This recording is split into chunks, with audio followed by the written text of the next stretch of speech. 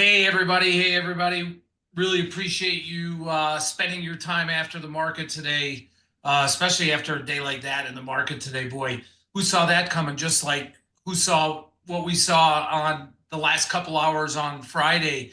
But appreciate you being here because, the news that came out yesterday about this potential, and I say potential, and that is very key right here. Crypto Strategic Reserve has a lot of implications on not just the crypto space, but the markets overall and the US dollar and really where we're going from here and what this could potentially mean. So, the violent moves, the volatility that we saw yesterday into today, specifically in the crypto space, but that's not going away. That's not going away anytime soon. And I really feel that that is just adding to the uncertainty and the market volatility that we're seeing. Like we didn't have enough already, right? Between the tariff show, I say that kind of lightly here, but not really, and interest rates and the economy. And for those of you that participated in Market Minds on Friday when we were going through some of those economic indicators, and Atlanta Fed GDP now was one of them that we discussed. And then they came out late on Friday and said, boy, first quarter this year, we're going to have negative GDP. There's a lot of stuff out there, guys. So really happy that you are here. Please let us know where you are from before we get started here. Hopefully you can hear and see me okay, and Howard and Billy as well. Kevin Green's going to be jumping on in a moment here, but give me a shout out in the chat if you can hear and see us, guys, and let us know where you're from, please. We got Phoenix in the house, Cleveland. Hey, Tom, thank you for emailing. I know we were good about that. We got Nashville, Utah, Mexico. Nice. Fort Worth, Texas. We got more California in the house. Alex from Pittsburgh, Chris, Indiana, Grand Rapids, more Pittsburgh, Oakland, California, Francisco. What happened to the Oakland A's? That whole demise there. Oh, are you going to become a Vegas A's fan? I don't know, but all right. We'll give this just another minute or two. There's Kevin Green. Kevin, how you doing, man? Can you hear us? Yeah, I can hear you. I've just set everything on up, but I can. I am the lightweight here today with you three gents that joined us, and I surely appreciate your guys' time. Kevin, I know you just hopped on, so we were just kind of talking about the market volatility in general, and that this just throws another wrench into what we're already following on a very fluid basis in terms of tariffs and rates and the Russia-Ukraine situation and all that good stuff. So, all right, everybody, let's get rolling here. And before I start with the presentation here, let me just give a quick intro to the three gentlemen that are here that you see right now. So first, you see Howard Greenberg. A lot of you may be familiar with Howard. Howard is the go-to source in the world for everything crypto. And why do I say that? That is because before Howard went on and is now the director of digital assets and education at Quasar Markets, many of you know, okay, that Howard is the president and co-founder of the ABCA. That's the American Blockchain and Cryptocurrency Association. Based out of DC, it's a nonprofit. They do everything they can. They're dedicated to advancing the potential of distributed technologies and cryptos. So he is the go-to.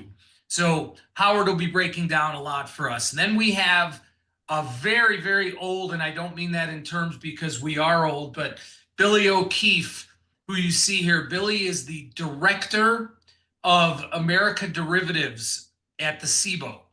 Okay, it's not the CBOE, folks. It's the SIBO. Now, Billy and I go way, way back because we traded together. We actually started in the same pit back in 1991, I believe it was. That's and Billy after trading, continued his career with SIBO. I went a different direction, but he has background of all SIBO products. He was a director of derivatives at the exchange, financial access, and he knows what there is to know about new products. And SIBO just launched a Bitcoin ETF that Billy's going to be talking about. And then Kevin Green. A lot of you may know Kevin from the Schwab Network. Kevin and I actually appear numerous times together. He's probably the smartest mind there across the board, breaking things down technically, fundamentally, giving levels. In fact, Kevin, right before I hopped on with Oliver about a half an hour ago, you were on right before that, and I know you were talking about S&P levels to watch. So I think that he is going to give a great insight into some of the stocks that are associated with crypto, the MicroStrategies of the world, Coinbase, et cetera, et cetera. So we hope to bring you a little bit of knowledge here based on the news yesterday and what may change or what may not change in this landscape. Guys, maybe you don't, someone's saying they don't see you guys. Maybe you guys need to, you guys all see Howard, Billy, and Kevin? Because I see them all. Oh, can only see who's speaking. Okay, that makes sense. That makes sense. Okay, I can see them all. You can't. All right. So let me just review this really quickly, everybody. Okay. And then when I go to Howard, Billy, and Kevin, you will see them. So here's Howard. I already gave you the intro on Howard here. He's the go-to, guys. He is the go-to. That's what Billy looks like for those of you that can't see Billy right now. And unbelievably, and I'm really kind of upset at this, he looks the exact same as he did in 1991. So that's pretty cool. And Kevin always looks good. You guys see Kevin on TV all the time on the Schwab Network. So what is, let's first talk about what's a strategic reserve. Okay, because when we talk about strategic reserve, everybody automatically goes to, right, the SPR, right, the petroleum reserve. Okay, but a strategic reserve is just that. It's basically an inventory. It's a stock of a critical resource that is used to just help and let out in times of critical need. Okay, we all know over the last few years the SPR was drawn down quite a bit as oil prices just went through the roof. And for those that don't know, the SPR, that was actually created as an act of Congress back in 1975. But besides the SPR, the US has a bunch of other strategic reserves. Probably, in my estimation, the most important, well, maybe up there with SPR, but the most important one is called the SNS, the Strategic National Stockpile.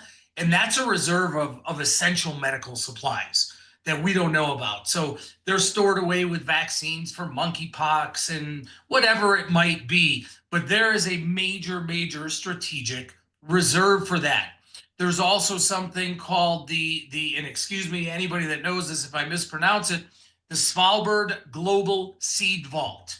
Okay, and that's actually a vault that sits in Norway that has 1 million seed samples. And that's there in case, God forbid, we have just a major shortage of grain, corn, whatever it is, and we need to access that. We have a strategic national, boy, easy for me to say, natural gas reserve. It is what it is. We have a strategic helium reserve. Okay. I'm not so sure what we use helium for other than filling up balloons. I know there's another reason for that, but there is a strategic helium reserve. So what about the crypto reserve? Okay, I'm going to stop talking, and that's where I bring in Howard Greenberg for a few minutes here to tell you about the strategic crypto reserve. Okay, Scott. Well, welcome everybody. The thing there is there isn't a lot to talk about yet in the way of being able to tell you exactly how this is going to be composed, because there's a lot of different views on it from the executive branch, but also from, Senator Cynthia Lummis, who's going to be is in charge of the Banking Committee on Digital Assets, and a lot of the other parts of government. But March 7th, we're going to hear what the president has to say, at least, because they have their summit in DC that David Sachs, who, of Bitwise and those other companies, who is the crypto and AI czar, is going to get together. And they have already sort of let it out that at least 5 of the entities are known, that Bitcoin will be part of it, Ethereum will be part of it, Solana will be part of it, Ripple XRP, and Cardano ADA. So that's what we know so far. Hey, Howard, can you turn up your volume a little bit if you can, please? I can try here. Hold it. Awesome. Thank you. Thank you. Does that help at all? It's good on my end. Just some people were saying your volume was a little bit lower, so it's all good. Now it seems like it went off. There it goes.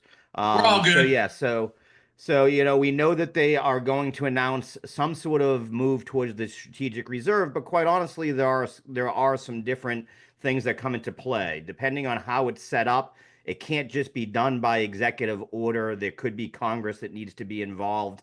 But the U.S. already holds a huge amount of crypto that was seized from the DOJ. And where they could sort of sidestep some of those rules would be to reallocate those assets that we already have. So, and Howard, that's what, like $19 billion, right? Yeah, right now we're basically even with China, the 2 countries that have the most Bitcoin, that is, for sure. Yeah, and those were seized from Silk Road, a lot of them, Bitfinex, that they're all seizures that happened. So we didn't pay for any of that gold. So there's a lot of thought too that, quite frankly, especially with our president right now, that he'll figure a way to purchase that from the DOJ, take the capitalized gains that come from it, and use that to say, hey, look, I just found $1 trillion because the Bitcoin we didn't pay for, I just sold from DOJ to UST, the Treasury, and in return, guess what? Now, DOJ has a windfall of X amount of dollars. So we'll see how it plays out, but they hold 212,000 Bitcoin currently. Just, is that more or less than Michael Saylor and MicroStrategy? It is more. It is the second largest wallet to Satoshi. Got it. Got it. So let me ask you a question, because you know this a heck of a lot better than I do. If this does go into use, does that mean the government is going to start acquiring even more, like what MicroStrategy's strategy was? Again, it matters who you talk to. Cynthia Lummis's idea, and again, she's sort of one of the lead senators leading the way through the Senate, is looking to purchase 1 million Bitcoin over the next 5 years. So 200,000 with what money? Her proposal was to sell some of the gold in our gold holdings that they are going to go audit. Was reallocating the way the government holds its strategic reserves currently. That sounds a little dangerous to me, to be quite honest with you. I don't argue. I'll be honest in that the strategic reserve to me might not be the best thing for Bitcoin. As you know, I've sent you some of the problems I see with it and where, it has benefits, but it doesn't necessarily, it isn't just a win. And most people on the crypto side aren't very happy with the inclusion of, some of the altcoins in there. Most would say Bitcoin, maybe Ethereum are the only 2 that should be in there. And then you run into the questions, decentralization goes out the door a little bit, right? If the U.S. government has, right now about 2.7% of the holdings are held by government. If you start to see that really increase and governments get over 20-30% of the entire supply of Bitcoin, is it a hedge against governments and what it is right now? So, we worry about that. I worry about regulatory risk again as they bring it in. As I've mentioned to you, what if in 4 years whoever comes into office just decides, hey, I'm pushing the button and selling all the crypto today? What is that? Yeah, Howard, you and I had a discussion earlier today offline about a certain someone that we won't mention that might come in and do that, and we'd probably have bigger problems than that. But I don't know if you can see this, Howard. I actually have on the screen right okay, yeah. So so the positives are definitely it's going to boost legitimacy. It already has. So I think that part's played out, right? We see all of the private equity and home offices and high wealth individuals that are looking to get access into Bitcoin. We've seen the price surge that has come from it, you know, without a doubt. Its innovation incentive is really good. What we're seeing and what I'm more thrilled about is blockchain development and the forefront of digital asset, you know, creation is moving back onshore into the US. At ABCA, we saw it all offboard. Everybody that was a US based company that had any wherewithal left the United States under the last administration, under the persecutions of the SEC or whatever it was. And, you know, it really became a drain. You don't have, you know, we want that tax money, right? We want all of those things that brings, along with the fact we want to help guide the way that it gets done. So innovation is going to be good about it. And then the dollar diversification. We all know that the money printers go burr and it becomes worth less and less every day. So having a hedge against that, the same way I think we should hold gold, I think we should hold oil. I personally think we should own some Bitcoin. I just don't know if I'm running out to buy it. Like I said, I think we have a lot. Let's just put it into a place where it becomes, you know, put into what is called a strategic reserve, and not just the DOJ holding it where we don't know what's going on. It's sort of no transparency, very opaque. You know, and then I worry about security challenges. You know, we've seen just recently, right, the largest hack of all time just hit Bybit, which is a Singaporean sort of, you don't know really where they're based, but Singapore in general and China-based crypto exchange that deals in the derivative market was just hacked for $1.5 billion. So we become a real threat, you know, it becomes a big threat. North Korea, without a doubt, Lazarus Group, North Korean hackers, we become a big target for that. So this you know, this is kind of, this is a little tongue in cheek, but it really is a scenario that could happen. There's talk right now. I heard President Trump saying he wants to literally open up the doors to Fort Knox to see if gold is back there, right? Reminds me of the days of Geraldo Rivera trying to open up Al Capone's vault, or whatever it is. So if we do this reserve thing, wherever it's being held, you kind of run those same risks, right? Is it really there? Is it really that safe? I mean, it should be. We all have our crypto wallets. At least I have my, what is this thing called? Howard, you made me do this. You have a Trezor. Oh, a Tether, right? So all of my crypto Yep. is on here. It's not on any exchange anywhere. It's actually right here. If I lose this thing, I'm in big trouble. But is that what the government would potentially have? I mean, behind. So, I mean, yes and no, you know, because the government and more where I get into where I'm excited is about sort of the intersection that we have coming between TradFi and digital assets. And what you'll find is there'll be risk, people willing to take that risk. In other words, custodians like Bank of New York Mellon are in the forefront of custody of Bitcoin, and we've seen the rules change there. And you'd have people like Cboe stepping in that provides that custody and that trusted source of, you know, insurance for these funds.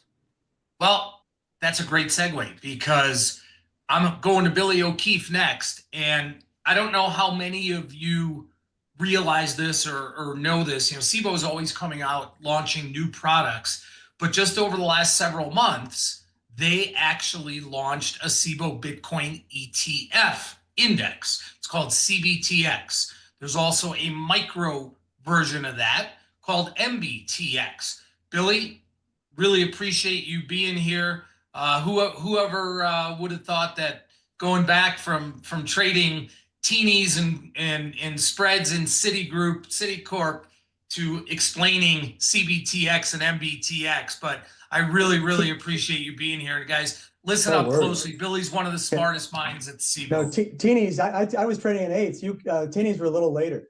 Yeah, there we go. Right. There we go.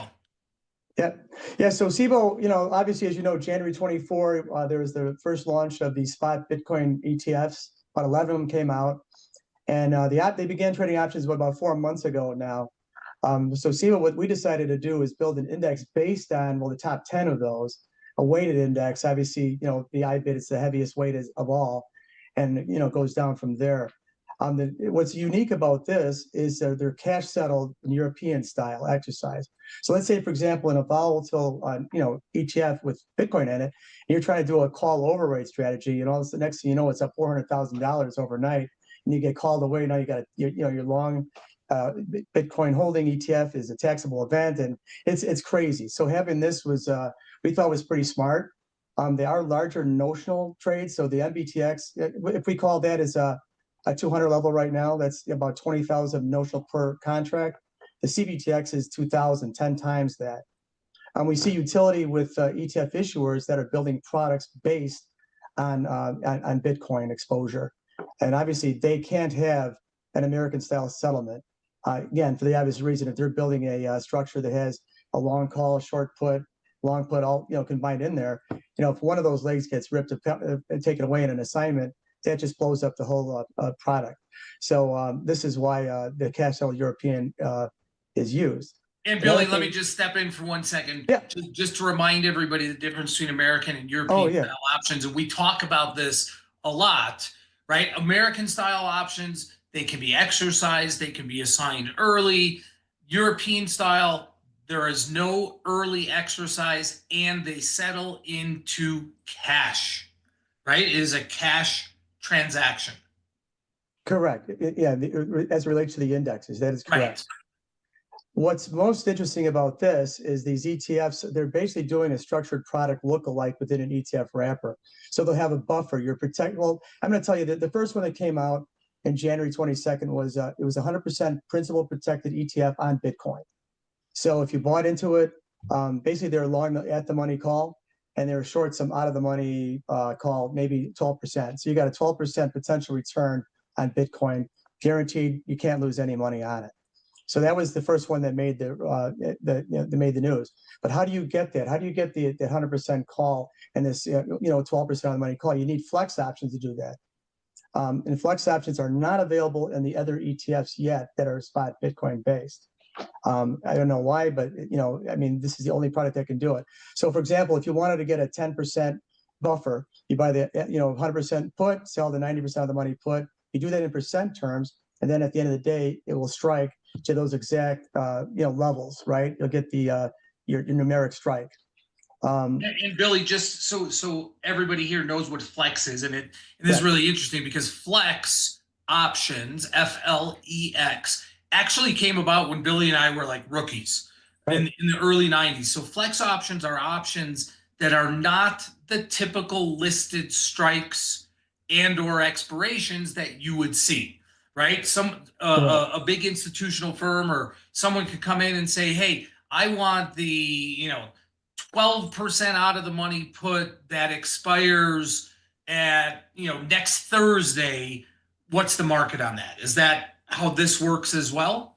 That's 100% correct. Yeah, you define the strike, the duration, and all that. Yes, it's 100% flexible and customizable. Great. And just for the sake of this call, for people to know, back in 2014, the total market of flex options volume on the year was 12 million. Last year, 10 years later, 217 million. It's amazing growth in flex. I mean, and that's just because people want their own customized terms, right? Yeah, and not to get off the track of Bitcoin, but the reversal conversions, they're all being done on European style now, Scotty. So that is going to avoid the early assignment issue too. So I know that's an aside, but I think that puts into perspective where this growth is coming from. Paramount days, Billy. Paramount reversals, conversions. So how does the retail guy, the SIBO retail customer that's trading 5 lots, 10 lots, they're picking here, picking there. What does this do what does this Bitcoin ETF product do for them? If you look at it, the MBTX, which is quote unquote more retail friendly. I mean, the markets are quite wide because there's only a handful of lead market makers in it right now. But if you look at the volatility bid ask, it's the same as what you get in IBIT. So it's kind of like the SPX. Don't get scared off that it's $4 wide. It's going to trade somewhere in the middle.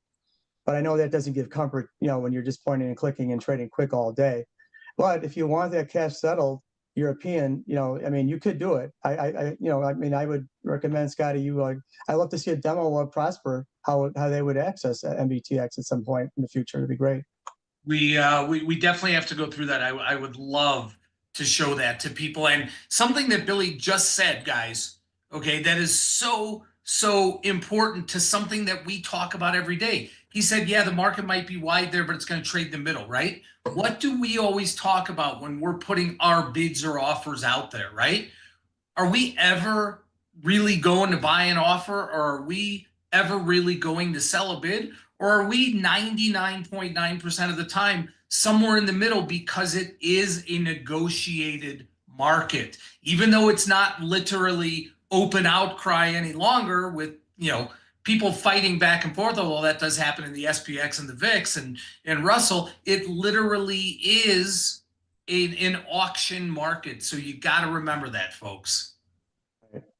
And one more thing I'd like to say too is, like, especially if you're an ETF issuer and building a product, you're not holding the spot Bitcoin itself. It's an index, so it's a reference point. So that gives a lot of comfort to holders of those kind of products.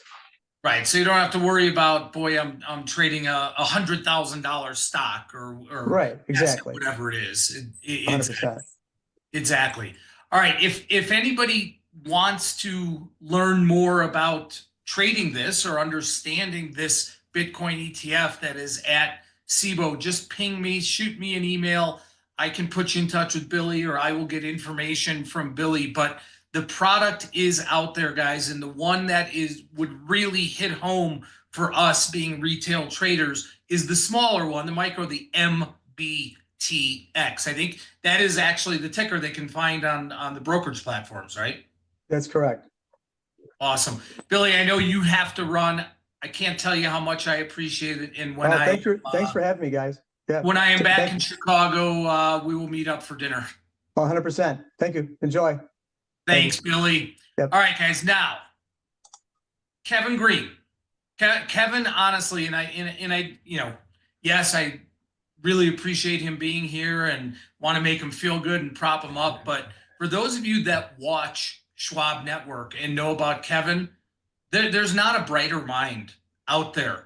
There's not a brighter mind when it comes to dissecting the market and levels and just speaking thoughtfully and rationally about the market. And I think, I look up to Kevin. I read Kevin's pieces all the time that he writes. I highly recommend that for anybody that subscribes to Schwab or Schwab Network. You get emails all the time. I know you can find it on the web. You should read what Kevin has to say. And Kevin, is it weekly, bi-weekly? When you put your written pieces out? Yeah, so I usually write, usually on Mondays for sure, and then every once in a while I'll write on a Saturday as well. And then I'll post some articles, just some one-offs on X and LinkedIn that are not associated with the network as well. So I appreciate the kind words, man, and thank you. Absolutely. And I wanted to bring you in because, with all of this news, and obviously it doesn't just affect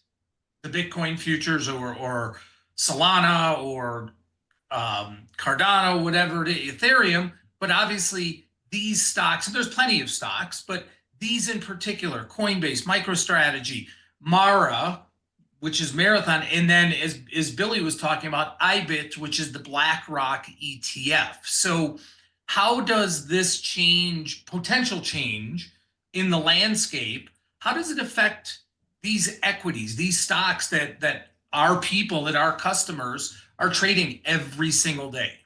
Yeah, I think that's actually a really good question. And I think each and every one of these entities, because I would say IBIT is more focused on the ETF side of the equation, but I think each entity is going to have its own exposure. So, what I do find interesting today, though, Scott, before we kind of dive into this, is the fact that we did see a slide, right? In Bitcoin and a lot of these, cryptocurrencies just in general, even after the news. So that's something to just be mindful of. Usually we would have seen maybe more of some sticky flows there to the upside. Now, let's say Coinbase, are we going to see an increase in trading activity? Is the retail trader going to get more interested in trading cryptocurrency because now the government might be a part of this in one way, shape, or form? So Coinbase could be a beneficiary when it comes to increased trading flows on the retail side. And then also potentially maybe even some of their regulatory or their compliance arm of their business too may be leveraged for larger institutions that want to expand their portfolio, and or they could be maybe some maybe a liaison, right? Maybe somebody that consults with the U.S. government to kind of help them out to see how everything kind of works and how they could actually utilize some of their compliance technology to track all of these holdings. So that could be something that's on the radar. I would say for MicroStrategy, say what you want. For me, I'm not a fan of the strategy as far as issuing subordinate, convertibles and then continuing to buy Bitcoin. But there is a cohort of traders out there that do like what now I think it's just called strategy, what MicroStrategy is doing. So obviously, once again, enthusiasm when it comes to cryptocurrency as a whole. If prices for Bitcoin goes up, that's going to improve their balance sheet because that's not an income item for them. It's kind of odd. They run their business similar to how a financial institution or a bank purchases treasuries for their own book. MicroStrategy is doing the same, but it comes to Bitcoin for their balance sheet. So when you look at that company, it's not really focusing on top line growth or sales growth or anything like that. They have a software arm, but you're really looking at the balance sheet performance. So any type of positive flows, especially on an institutional standpoint, and prices going up could be a direct, they could be a direct beneficiary there. And then I would say for Marathon, which is wait, can I stop you for 1 second? Because I have a chart of MicroStrategy up on the screen here, and what I'm pointing out is right before the news came out over the weekend, this thing was sitting right on its 200-day moving average. So if you're a technical trader, you look at that, and it obviously spiked literally almost off of the penny of the 200-day moving average, traded up to, this is how volatile not just MicroStrategy is, but the whole crypto space, traded to a high of, I want to say 295 today, if I'm not mistaken, and settled down at 250. But again, Kevin, because you're such a technical, fundamental sort of trader, besides looking at the fundamental side of MicroStrategy, which you just talked about, do you still count on some of these indicators that maybe in the past have been go-tos, tried and true, like a 50 or a 200-day or whatever other indicator it might be? Or because we're in this kind of new realm, if you will, do those old tried and true indicators not really kind of hold as well? From a technical standpoint, if I had covered up the name of this of the chart, right, and we didn't know if it was MicroStrategy, and I saw the 200-day moving average and the stocks hitting it, would it be a risk reward potential for a trade to the upside? Definitely, right? And then you kind of go back and look at IV and then see how to kind of structure that trade. What I will say is the 20-day moving average has also been an area of resistance for the stock pretty much all year in January. So the 20-day sitting at $307.39. So you had a 200-day hit. You probably could have structured a debit spread, call debit spread to the upside, right? Looking at 225 to maybe a $300 call spread.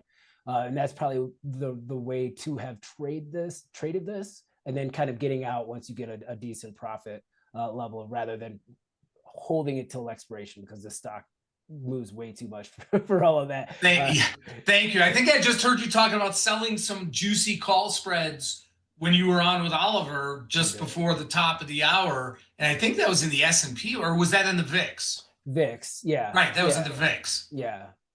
Which is something, I mean, if you're worried about volatility, the question was, how do you actually get exposure to vol right now to protect a portfolio? And that's always very hard when you see the VIX actually moving higher, right? When the VIX is at a 23, 24, it's kind of difficult. And in fact, we're probably towards the tail end of this high, IV. Maybe we get another spike. Maybe we do hit 30s. Anything can happen. But if you kind of look at the trend over the last year and a half, we probably will see a fade or normalization or stabilization of volatility. So I was just saying, sell I call literally spreads. just said something almost similar to that, almost exactly similar to that. Hang on, let me get this chart off of here. There we go. To my students right before the close, when we were talking about VIX and VIX futures, and kind of went into a little bit of backwardation right now, and I'm like, it's not like we exploded up to 30 plus or so. And like you just said, we do have this clear level of resistance here, as you just mentioned. Yeah, and also too, Scott, I mean, we had a 2% day today, and VIX is sitting at 24. 23, right. 24. So if you kind of look at it, VIX has been underpricing vol for for the last couple of years, right? Most likely it's because of 0 DTE options. But once again, if you actually look out 3 weeks, 4 weeks, I'll give you guys a little tip. Look out 3 weeks, 4 weeks on the options side of the equation, still cheap. There's still actually cheap premium out there relative to what realized vol is for a lot of these equity plays. Now, maybe not so much for the SPX, but for relative, equity plays just in general, especially if you're looking at low beta, or even which has been catching a bid. If you're looking at financials, which has been catching a bid, there's a lot of opportunities still to be able to be long premium, even though you're seeing an elevated VIX right now. Keep that in mind, everybody. Keep that in mind. All right, I have last one, if you don't mind talking about. I have IBIT up here. Yeah, technically, if I'm looking at IBIT, obviously we had this fade to the downside. It's now testing the 20-day moving average. We kind of hit it as an area of resistance today at around $53.22, and we failed to the downside here. We haven't held the 20-day moving average since February. So what am I actually looking at for IBIT? Looking at it trying to actually come back down to that 200-day moving average, which is sitting at around $43.33. Now, what I will say, though, I look at CCI, I also look at RSI and MACD. CCI has actually just crossed the bull signal. So it's a lagging indicator, or it's a smoothing indicator. I want to say it's a lagging one, but it's a smoothing indicator because it does the same function as RSI, so measuring the amount of movement of price relative to a 14-period moving average. But CCI does that on the 14-period moving average itself, and not 14 periods of price. So it smooths out any type of variability in price. But if I'm kind of looking at the technicals and just knowing that we had that failure today, and we have higher implied volatility, let's say if there is a bull run that's going to happen with IBIT, what you could actually look at is selling, put spreads right now, right? To get some upside exposure, capture some of that IV, and you're looking at, $43 as a potential area of support. Go out 2 weeks, 3 weeks, not a recommendation, but go out 2 weeks, 3 weeks, seize on that vol. And if that's a buying opportunity too, you can still structure a put spread to get exposure and opportunity to be able to buy a stock or an ETF if it hits your level. Now, everybody, Kevin and I did not speak about this beforehand, but isn't it unbelievable the hot points that he just talked about looking at IV? What do we do every single day, guys, when we determine, if we want a bullish or bearish direction, or even a non-directional? What do we go to? We go to IV, and we take advantage of selling the expensive IV and buying it when it's cheap. So we did not discuss any of that. I did not ping him and say, hey, throw that in there.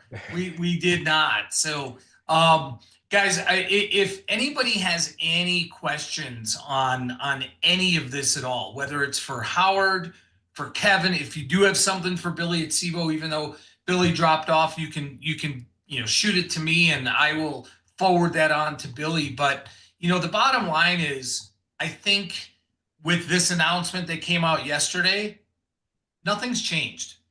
I don't see anything that's changed until it actually is put into motion. A lot of hype. We saw the hype yesterday, got taken apart today. Not all of it, but a good chunk of it. And I think that goes to the emotional side of trading for everybody, is that it's real easy to want to get in on the action when you see a news announcement, right? It is very difficult to hold back and to wait, because we all feel that sense of FOMO, right? Fear of missing out. you got to get in.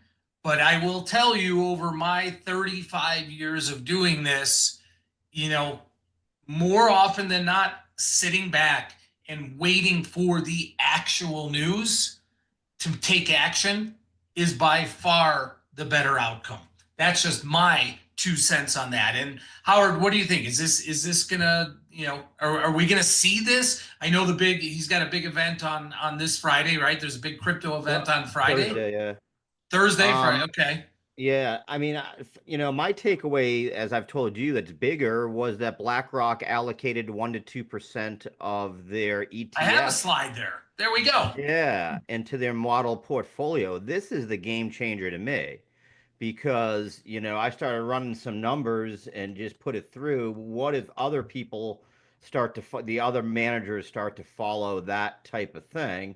And you take Vanguard, State Street, Fidelity, along with BlackRock, they manage over 20 trillion in assets.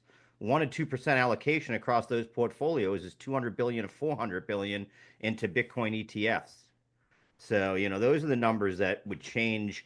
And this is the difference. And as you know, again, at ABCA, we've gotten so many requests from foreign large private equity offices, family offices that want access. They're looking for custodial solutions, as you were mentioning, because their folks aren't sophisticated in the way of holding Bitcoin and having wallets. So they're looking for US partners, whether it be Anchorage Digital or Bank of New York Mellon or Coinbase Prime for custodial services. These people want access to this. And that amount of, just keeping that 1 to 2%. Again, I'm not trying to say anyone should have 10% of their holdings in Bitcoin, but if everybody just had 1 to 2, what does that do to move the needle? I mean, for BlackRock, and we all know about BlackRock, who manages over $100 billion, right? We're talking that's like 1 to 2 billion just in the crypto space. Yeah, that they're going to put in right now. So that's to me the bigger move. And then the second part of that is just welcoming back crypto companies to the US is going to make a big difference.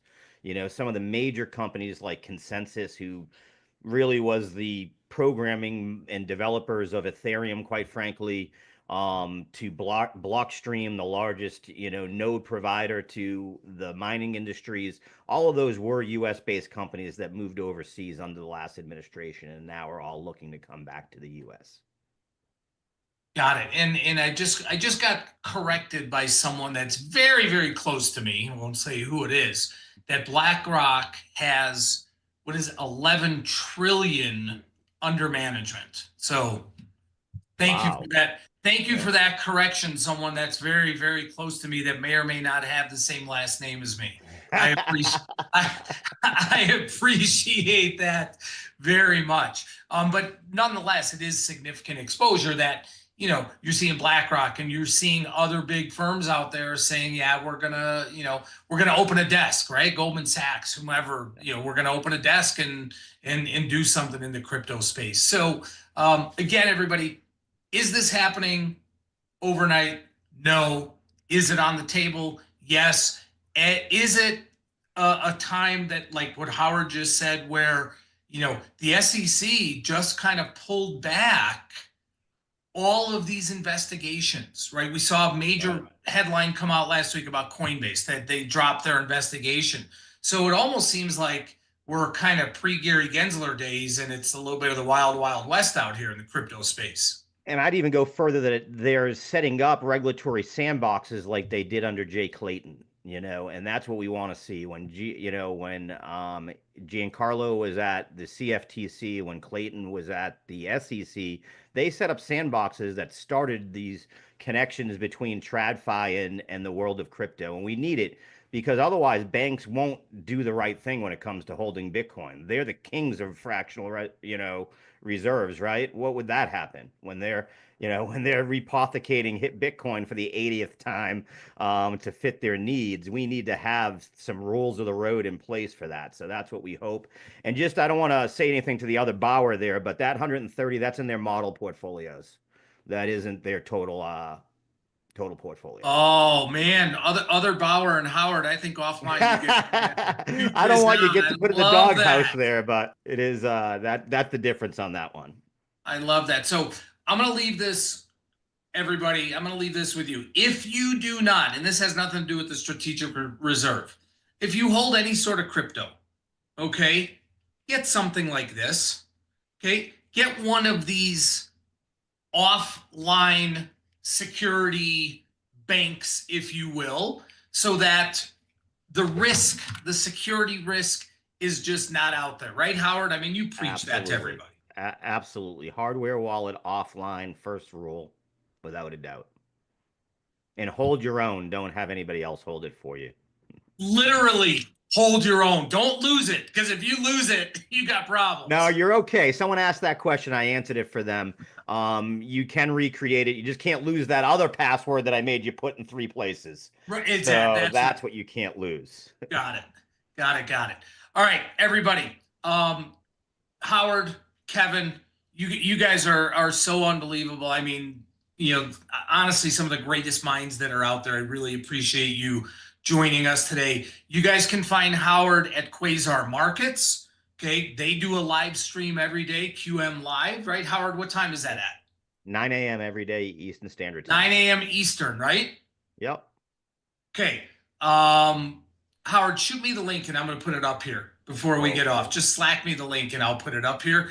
Kevin, everybody, you can see Kevin on social media. We put up his handle up here. You can see him on Schwab Network. And again, I don't say this just to prop him up. He is someone you want to read and listen to what Kevin says. If you respect market technicals, market fundamentals, and you want to understand market dynamics, there's no better person that I know of, literally in this space than Kevin. So Kevin, thank you very, very much for being here. Oh, there we go. Howard just posted that up here, guys. So 9 a.m. Eastern every day. Tune in to Quasar Markets Live. All right. And then, you know, we have Market Minds with us. We posted up here just a minute or two ago, everybody. We really appreciate everybody being here. So wanted to give you kind of a freebie. So I had put together an option cheat sheet ebook. There's no cost to this. We're not selling you anything. Download it. Okay. It's just more info for you, something that I wrote myself. So I really, really, really appreciate all of you being here today. And, you know, listen, if you want to see what we do here and how our expert coaches and resources can help you navigate, you know, the markets with confidence, you know, there's going to be a link in the chat just to find out more info. I think we're going to put that up there right now. But again, we'll see what happens with this thing. Maybe we'll do this again after you said the meeting is on Thursday, Howard? Yeah. Okay. Until then, everybody, have a great night. And I will see you all later on. Kevin, Howard, thanks. Thanks, everybody.